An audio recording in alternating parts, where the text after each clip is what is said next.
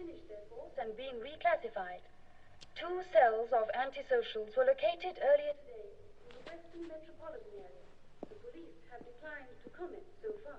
Meanwhile, the report those who threaten your campaign met with particular success today. When an old woman, cousins, chose to be burned with her books rather than being separated from them. If that's a joke, you know, it's not in very good taste.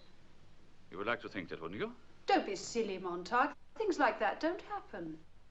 You mean you don't want to hear about it? I saw it. Well, my husband says that... Oh, your husband. You don't even know where he is, your husband. Montag! Of course I know. He's been called on reserve for some field training. Or to fight a little war, perhaps. You never know, do you? Why'd you call it that? Well, even if he was, what about it? He's not allowed to call me till it's all over. It'll only be about a week or 2. Anyway, he'll be all right. Point about wars is, if you want to call them that. It's only other women's husbands who get killed in them. That's true. I never knew anyone who got killed in a... Not anyone whose husband died like that. Getting run over, jumping out of a window, yes. Like Gloria's husband a few nights ago. But never that other way. Anyway, that's life, isn't it? That's what you call it. You're nothing but zombies, all of you. Just like those husbands of yours you don't even know anymore. You're not living, you're just killing time. Well, I think it's time to go. Yes, thank you. It was a lovely afternoon. Really fun. Yes. Sit down, come on, sit down. It will only take a minute. Whatever's that? Darling. It's not a book. That's what it is, it's a novel. Oh, but a book? Oh, you mustn't. It's against the law. Quiet, sit down and listen. Since Montag really insists. But when he's through, I hope we can do as we please.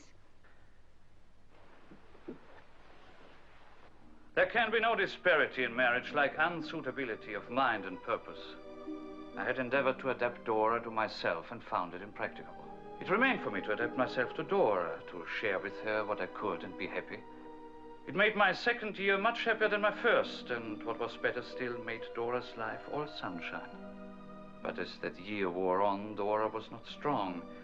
I had hoped that lighter hands than mine would help to mold her character, and that a baby smile upon her breast might change my child wife to a woman. It was not to be. My pretty Dora. We thought she would be running about as she used to do in a few days. But he said wait a few days more, and then wait a few days more, and still she neither ran nor walked. I began to carry her downstairs every morning and upstairs every night. But sometimes when I took her up and felt that she was lighter in my arms, a dead blank feeling came upon me, as if I were approaching to some frozen region, yet unseen, that numbed my life. I avoided the recognition of this feeling by any name or by any communing with myself until one night, when it was very strong upon me, and my aunt had left her with a parting cry, "Oh, goodbye, little Blossom."